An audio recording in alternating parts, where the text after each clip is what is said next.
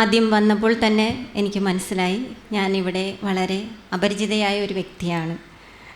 പക്ഷേ നിങ്ങൾക്ക് എല്ലാവർക്കും സുപരിചിതയായ ഒരാളുണ്ട് സമുദ്രതീരത്തിൽ, ഗീത ടീച്ചർ.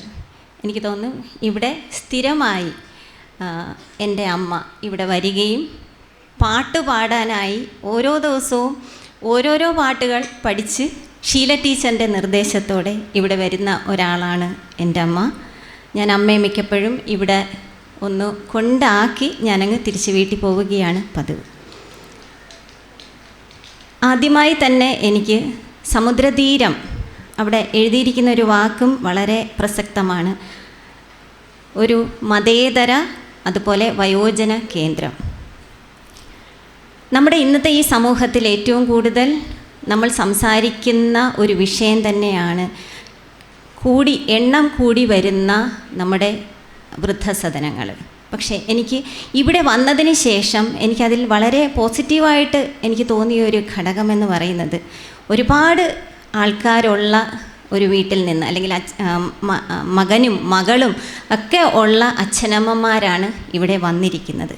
പക്ഷേ അവർക്കിപ്പോൾ അഭിമാനപൂർവം അവർ നെഞ്ചോട് ചേർത്ത് വയ്ക്കുന്നത് റുവൽ സിംഗ് എന്ന കുടുംബത്തെ അല്ലെങ്കിൽ റുവൽ സിംഗ് എന്ന മകനെയാണ്. ഒരുപാട് അച്ഛനും അമ്മയും ഉള്ള ഒരു മകനായിട്ട് നമ്മുടെ നാട് അംഗീകരിച്ച ഒരു വ്യക്തിത്വമാണ് അദ്ദേഹവും അദ്ദേഹത്തിൻ്റെ കുടുംബാംഗങ്ങളും.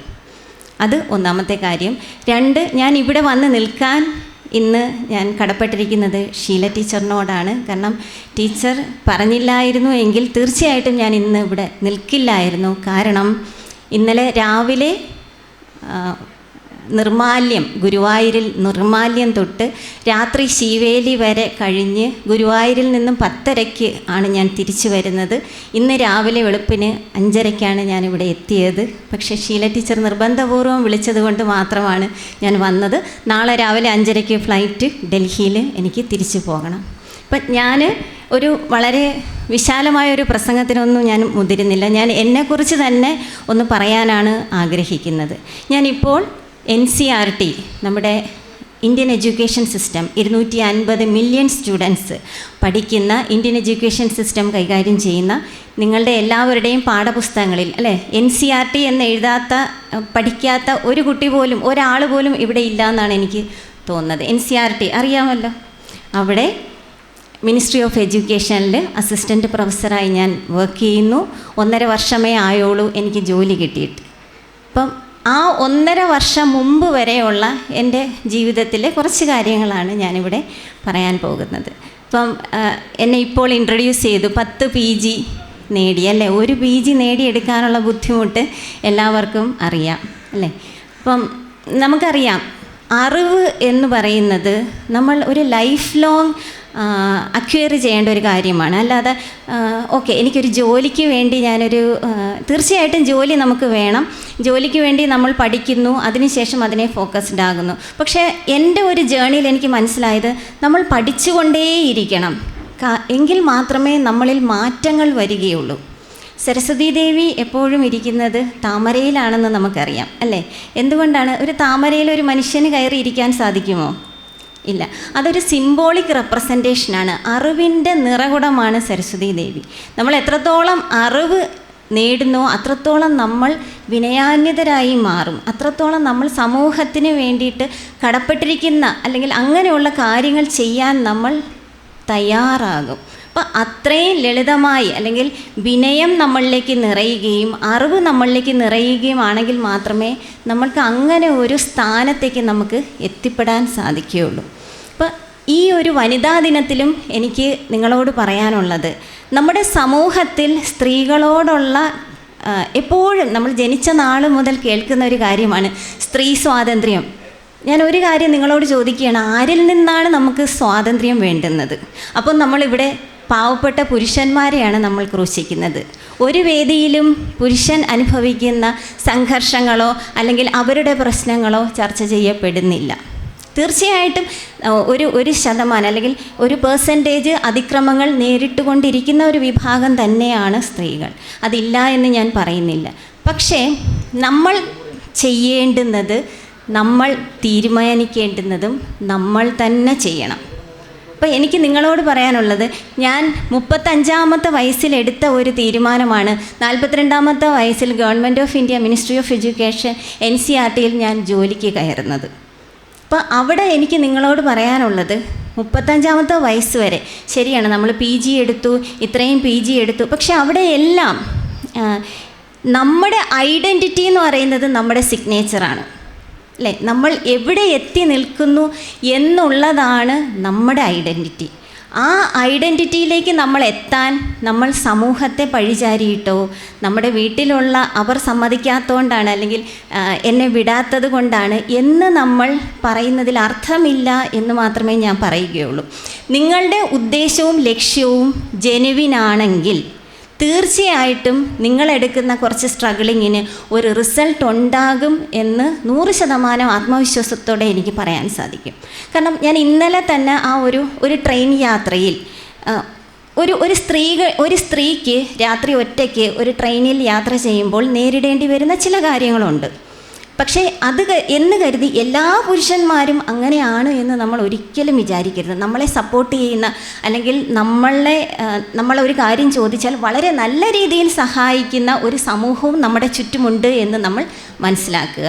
ഞാൻ ഗുരുവായൂരിലേക്കുള്ളൊരു യാത്രയിൽ ഒരു 9 പേരെങ്കിലും എന്നോട് ചോദിച്ചു, ഒറ്റയ്ക്കാണോ വന്നത്? ഇത്രയും ദൂരം ഒറ്റയ്ക്ക് വന്നോ? ആരുണ്ട് കൂടെ? അല്ലേ, നമ്മൾ സ്ത്രീകൾ അല്ലെങ്കിൽ പെൺകുട്ടികൾ നേരിടുന്ന ഒരു വലിയ ചോദ്യമാണ്. അപ്പം അവിടെ ഒറ്റയ്ക്ക് യാത്ര ചെയ്തു പോകാനുള്ളൊരു ധൈര്യം നമ്മൾ ഉണ്ടാക്കിയെടുക്കുക എന്നുള്ളതിലാണ് ഏറ്റവും വലിയ കാര്യമായി ഞാൻ കരുതുന്നത്. ഞാൻ ആ ചോദിച്ചവരോടൊക്കെ ചോദിച്ചു, എന്താ ഒറ്റയ്ക്ക് വന്നാൽ കുഴപ്പം? വളരെ എഡ്യൂക്കേറ്റഡ് ആയിട്ടുള്ള ഒരു കേരള സമൂഹമാണ് നമ്മളുടെ സഞ്ചരിക്കുന്നത്. പിന്നെ ഒരു സൈഡ് ക്രൈംസ് ഉണ്ട്, ഇല്ലയെന്ന് ഞാൻ ഒരിക്കലും പറയുന്നില്ല. പക്ഷേ നമ്മൾ ചെയ്യേണ്ടുന്ന ചില കാര്യങ്ങൾ നമ്മൾ സമൂഹത്തെ പഴിചാരിയിട്ട് ഒരു കാരണവുമില്ല എന്ന് വിശ്വസിക്കുന്ന ഒരാളാണ് ഞാൻ. എബ്രഹാം മാസ്ലോ എന്ന് പറയുന്നൊരു സൈക്കോളജിസ്റ്റ് പറയുന്ന ഏറ്റവും വലിയൊരു കാര്യം, നമ്മളുടെ ഗോൾസ് സെറ്റ് ചെയ്യുക, നമ്മളുടെ സെൽഫ് നമ്മൾ തന്നെ തിരിച്ചറിയുക. നമ്മൾ ആരായി തീരണമെന്ന് സമൂഹമല്ല തീരുമാനിക്കേണ്ടത്, നമ്മൾ ഓരോരുത്തരുമാണ്. അത് വനിതയായാലും പുരുഷനായാലും. പിന്നെ സ്ത്രീകൾക്ക് കുറേയധികം റെസ്ട്രിക്ഷൻസ് സമൂഹം വയ്ക്കുന്നു എന്ന് പറയപ്പെടുന്ന ഒരു സമൂഹത്തിൽ ജീവിക്കുമ്പോൾ തീർച്ചയായിട്ടും അതിൻ്റേതായിട്ടുള്ള കുറച്ച് സ്ട്രഗിളിങ് നിങ്ങൾ നേരിടേണ്ടി വരും. പക്ഷേ അതിന് നമ്മൾ ചെയ്യേണ്ടുന്നത്, എനിക്ക് തോന്നുന്നൊരു 3E ഫോർമുല നമ്മൾ ഒന്ന് മുറുകെ പിടിക്കണം. നിങ്ങൾ വിദ്യാഭ്യാസം ചെയ്യുക.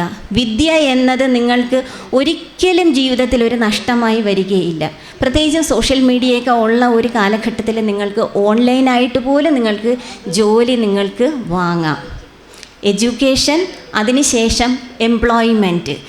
ഒരു കാലഘട്ടം, ഈ ഉള്ള ഒരു കാലഘട്ടത്തിൽ ഒരു ജോലിയില്ലാതെ ഒരു പെൺകുട്ടിയായാലും ആൺകുട്ടിയായാലും അവർക്ക് അവരുടെ ഡ്രീംസ് ഫുൾഫില്ല് ചെയ്യാൻ സാധിക്കില്ല എന്ന് മാത്രമേ ഞാൻ പറയുകയുള്ളൂ.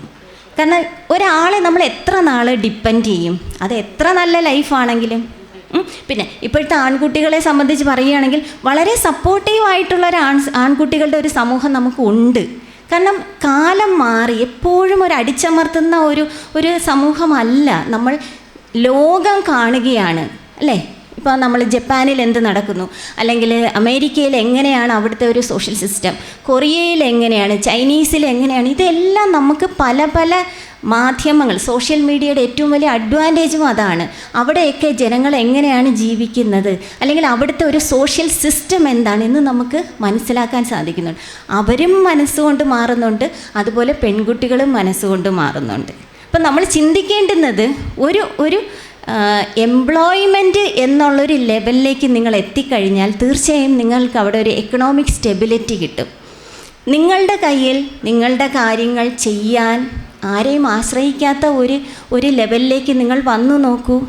അവിടെ എംപവർമെൻ്റ് എന്ന് പറയുന്നത് ഓട്ടോമാറ്റിക്കലി വരും. ഇതൊന്നുമില്ലാതെ എഡ്യൂക്കേഷനും ഇല്ല, എംപ്ലോയ്മെൻറ്റും ഇല്ല, നമ്മൾ ഒരാളെ ഡിപ്പെൻഡഡുമാണ്. അവിടെ എങ്ങനെയാണ് നമുക്ക് എംപവർമെൻറ്റ് വരുന്നത്? അപ്പോൾ അത് സ്വാഭാവികമായിട്ട് നമ്മൾ ഓരോരുത്തരും ചിന്തിക്കുക. അവിടെ നിന്ന് വേണം നമ്മുടെ പെൺകുട്ടികൾ മാറേണ്ടുന്നതും. ആരെയും പഴിചാരാതെ അല്ലേ? നമ്മുടെ സമൂഹത്തിൽ ക്രൈംസ് ആണെങ്കിലും ഇങ്ങനെയുള്ള കാര്യങ്ങൾ ഈ സമൂഹത്തിലെന്നല്ല, എല്ലാ സമൂഹത്തിലും ഉണ്ട്, എല്ലാ കാലഘട്ടത്തിലും ഉണ്ട്. അതിൽ നിന്നും നമ്മൾ ഓരോരുത്തരും മാറുമ്പോഴാണ് സമൂഹം മാറുന്നത്. നമ്മൾ ഓരോരുത്തരും എഡ്യൂക്കേറ്റഡ് ആവുക, നമ്മൾ ഓരോരുത്തരും എംപ്ലോയ്മെൻ്റ് എന്നുള്ള നിലയിലേക്ക് പോവുക. എംപവർമെൻറ്റ് സ്വാഭാവികമായിട്ടും വന്നു കഴിയും, അത് നിങ്ങളുടെ കുടുംബത്തിലേക്കും വരും. അപ്പം ഇങ്ങനെയുള്ള കുറേയധികം കാര്യങ്ങൾ തികച്ചും വ്യത്യസ്തമായി തോന്നാം. ഞാൻ എപ്പോഴും എൻ്റെ സ്റ്റുഡൻസ് അതും കൂടെ ഞാനൊന്ന് പറയുകയാണ്. ഞാൻ ഈ ഒരു 10 PG എന്നുള്ളതിനേക്കാൾ ഉപരി PhD, ആ PhD കഴിഞ്ഞതിന് ശേഷം ഒരു ഡിഗ്രിയും കൂടെ ഉണ്ട്. നിങ്ങൾക്ക് അറിയാമോ എന്ന് എനിക്കറിയത്തില്ല. പോസ്റ്റ് ഡോക്ടറൽ ഫെലോ എന്ന് പറയും. അതും ഞാൻ കംപ്ലീറ്റ് ചെയ്തു. കംപ്ലീറ്റ് ചെയ്തതിന് ശേഷം ഞാൻ ഇത്രയും ഒരു ലാസ്റ്റ് 7 വർഷക്കാലം ഞാൻ ജോലിക്ക് വേണ്ടി ഞാൻ പോകാത്ത സ്റ്റേറ്റുകളില്ല. കാരണം 35-ാമത്തെ വയസ്സ് വരെ കേരളത്തിൽ മാക്സിമം നോക്കി ഇത്രയും ക്വാളിഫിക്കേഷൻ ഉണ്ടായി ഒരു ജോലി. MG യൂണിവേഴ്സിറ്റിയിലെല്ലാം 2nd റാങ്ക് വന്നെങ്കിലും 750 പേര് പങ്കെടുത്ത 4 ദിവസം ഇൻ്റർവ്യൂ ചെയ്തതിൽ 2nd റാങ്ക് ഉണ്ടായിട്ടും എനിക്ക് ജോലി കിട്ടിയില്ല. അതെല്ലാം ഒരുപാട് ഡിപ്രഷനിലേക്കും ഒക്കെ പോയ ഒരു സമയമുണ്ടായിരുന്നു. പക്ഷേ അവിടെയും ഞാൻ പിന്മാറിയില്ല. 35-ാമത്തെ വയസ്സ് മുതലാണ് ഞാൻ ഔട്ട്സൈഡ്. അന്ന് എൻ്റെ 2ാമത്തെ കുഞ്ഞിന് 1.5 വയസ്സേ ഉള്ളൂ. അപ്പോഴാണ് ഞാൻ ഇന്ത്യക്ക് വെളിയിൽ കേരളത്തിന് വെളിയിൽ ജോലിക്ക് അപ്ലൈ ചെയ്യുന്നത്. അപ്പോൾ ഈ പറയുന്നത് പോലെ തന്നെ നമ്മുടെ ഒരു കുടുംബം അല്ലേ പറയും, നീ ഇനി എന്തിനാണ് ജോലിക്ക് ഇത്രയും കഷ്ടപ്പെടുന്നത്? നിനക്ക് അത്യാവശ്യം ഇവിടെ ഒരു ജോലിയുണ്ട്. ഇവിടുത്തെ ജോലി എന്ന് പറയുന്നത്, ഞാൻ ആദ്യം ഗവൺമെൻറ് BA ട്രെയിനിങ് കോളേജിൽ തൈക്കാട് ഗസ്റ്റായിട്ട് അസിസ്റ്റൻറ്റ് പ്രൊഫസർ വർക്ക് ചെയ്തു. അതിനുശേഷം ബദരിയ BA ട്രെയിനിങ് കോളേജിൽ 3 വർഷം പ്രിൻസിപ്പലായിട്ട് വർക്ക് ചെയ്തു. അതിനുശേഷമാണ് എനിക്ക് NCERTയിലേക്ക് ജോലിയാകുന്നത്. അപ്പം ഞാൻ പറഞ്ഞു വന്നത്, 35-ാമത്തെ വയസ്സിൽ ഞാൻ പുറത്തേക്ക് കേരളത്തിന് വെളിയിലേക്ക് ആപ്ലിക്കേഷൻ അയക്കുമ്പോൾ എൻ്റെ കുടുംബത്തിലും എല്ലാവരും പറഞ്ഞു, എന്തിനാണ് നീ ഇനി 2 കുട്ടികളുണ്ട്, വീടുണ്ട്, നിനക്ക് അത്യാവശ്യം കാറ്, അതായത് ഒരു നല്ല ഒരു എക്കണോമിക് സൗണ്ട് ഫാമിലി എന്നുള്ള രീതിയിൽ നിനക്ക് സന്തോഷത്തോടെ ഇവിടെ ജീവിച്ചൂടെ? അവിടെയും ഞാൻ എന്നോട് ചോദിച്ചൊരു കാര്യമുണ്ട്. ഞാൻ ഇത്രയും പഠിച്ചു, ഞാൻ പഠിച്ചു വന്നത് മെറിറ്റിൽ തന്നെയാണ്. ഡോക്ടറേറ്റ് ഫെലോഷിപ്പും എല്ലാം വിത്ത് JRF, UGCയുടെ JRFോട് കൂടിയാണ് ഞാൻ പഠിച്ചു വന്നത്. അപ്പം നമ്മൾ സമൂഹത്തിന് കൊടുക്കുന്ന മെസ്സേജ് എന്താണ്? ഇത്രയും മിടുക്കിയായി അല്ലെങ്കിൽ പഠിച്ചു വന്ന നീ എവിടെയും എത്തിയില്ല. ഓക്കെ, അത് എന്നെ നല്ല രീതിയിൽ എന്നാ ചോദിക്കും, നീ മറ്റൊരാളെ സാറ്റിസ്ഫൈ ചെയ്യാനാണോ ജീവിക്കുന്നത്? അല്ല, എന്നോട് തന്നെ ഞാൻ ചോദിച്ചു, പോരാ, ഞാൻ ആഗ്രഹിച്ച പാഷനേറ്റ് ആയിട്ടുള്ള ഒരു ജോലിയിലേക്ക് എനിക്ക് എത്തിച്ചേരണം എന്ന് ഞാൻ തീരുമാനിച്ചു. ആ തീരുമാനത്തിൽ ഞാൻ ഒരുപാട് വെല്ലുവിളികൾ നേരിടുകയും ചെയ്തു. കാരണം ഓരോ യാത്രയിലും എൻ്റെ 25-ാമത്തെ ഇൻ്റർവ്യൂ ആണ് NCERTയിലെ അസിസ്റ്റൻറ്റ് പ്രൊഫസർ. നിങ്ങൾ ആരെങ്കിലും വിശ്വസിക്കുമെന്ന് എനിക്ക് അറിഞ്ഞുകൂടാ. എൻ്റെ 25-ാമത്തെ കേരളത്തിന് പുറത്തുള്ള ഇൻ്റർവ്യൂ. ഈ 25 ഇൻ്റർവ്യൂവിൽ മിക്ക ഇൻ്റർവ്യൂവിലും ഞാൻ ഒറ്റയ്ക്കാണ് പോയിക്കൊണ്ടിരിക്കുന്നത്. കാരണം 2 പേര് വരുമ്പോൾ നമ്മുടെ ഫ്ലൈറ്റ് ചാർജ്, താമസം, എക്കണോമി എന്ന് പറയുന്നത് നമ്മുടെ ഒരു ജീവിതത്തിന് ഒരു സമയം കഴിയുമ്പോൾ തീർച്ചയായിട്ടും വളരെ മുറുകുന്ന, നമുക്ക് അനിവാര്യമായിട്ടുള്ളൊരു ഘടകമാണ്. അപ്പോൾ സ്വാഭാവികമായിട്ടും വീട്ടിൽ നിന്നൊരു ചോദ്യം വന്നു, 2 പേരുമൊക്കെ ആയിട്ട് ഇൻ്റർവ്യൂവിന് പോകുന്ന ഒന്ന് നിർത്തിക്കൂടെ? ഇത്രയും ചിലവിലേക്കൊക്കെ എന്തിനാണ് പോകുന്നത്? അപ്പോൾ ഞാൻ വീണ്ടും ഒരു തീരുമാനം എടുത്തു, ശരി, ഞാൻ ഒറ്റയ്ക്ക് പോകാം. നിങ്ങളൊന്ന് ഓർത്ത് നോക്കണം, ഒറ്റയ്ക്ക് ഇപ്പോൾ ഞാൻ ഇവിടെ നിന്ന് എനിക്ക് എവിടെ വേണമെങ്കിലും ഒറ്റയ്ക്ക് പോകുന്നതിനോ ഇൻ്റർവ്യൂ അറ്റൻഡ് ചെയ്യുന്നതിനോ എവിടെ സഞ്ചരിക്കുന്നതിനോ എനിക്ക് പേടിയില്ല. കാരണം ഞാൻ ഒരു സമയത്ത് പക്ഷേ പേടിച്ചിരുന്നു. കാരണം നമ്മളെപ്പോഴും അച്ഛൻ്റെ കൂടെയോ അനിയൻ്റെ കൂടെയോ ഹസ്ബൻഡിൻ്റെ കൂടെയോ മാത്രം പുറത്ത് പോയിക്കൊണ്ടിരുന്ന ഒരു കുടുംബത്തിൽ നിന്ന് അല്ലേ, ഞാൻ ഒരു ദിവസം ഒരു തീരുമാനം എടുത്തു, ഞാൻ ഒറ്റയ്ക്ക് ഇൻ്റർവ്യൂവിന് പൊയ്ക്കോളാം.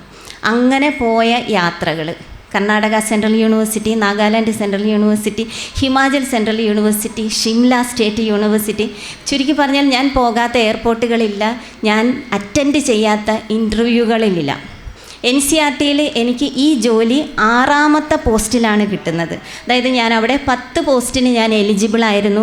10 പോസ്റ്റും ഷോർട്ട് ലിസ്റ്റ് ചെയ്തു.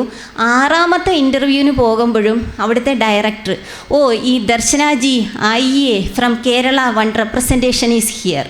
ഞാൻ അഭിമാനപൂർവ്വം 6ാമത്തെ ഇൻ്റർവ്യൂവും അറ്റൻഡ് ചെയ്തു. ആ 6ാമത്തെ ഇൻ്റർവ്യൂ എനിക്ക് ജോലിയായി. ഇപ്പോൾ ഞാൻ എത്തി നിൽക്കുന്ന ഒരു പൊസിഷൻ, അതായത് NCERT എന്ന് കേൾക്കുമ്പോൾ എല്ലാവരുടെയും മനസ്സിൽ ടെക്സ്റ്റ് ബുക്കും സിലബസ് റിവിഷനും ഒക്കെയാണ്.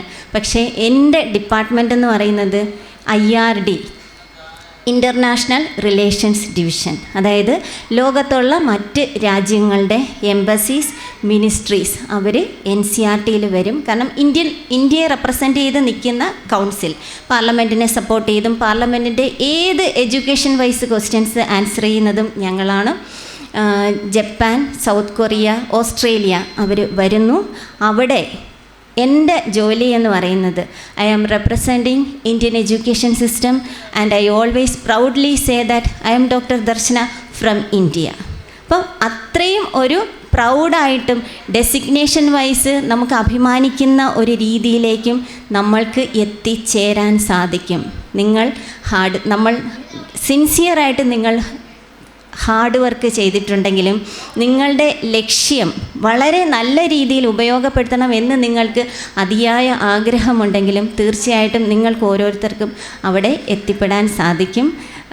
ഇത്രയും പറഞ്ഞുകൊണ്ട് ഞാൻ എൻ്റെ എളിയ വാക്കുകൾ ഉപസംഹരിക്കുകയാണ്. എനിക്കറിയില്ല ഞാൻ ഒരുപാട് ഡിവിയേറ്റ് ചെയ്തു പോയോ എന്ന്. ഞാൻ എൻ്റെ കാര്യങ്ങൾ മാത്രമാണ് ഞാൻ നിങ്ങളോട് ഷെയർ ചെയ്തത്. നന്ദി, നമസ്കാരം.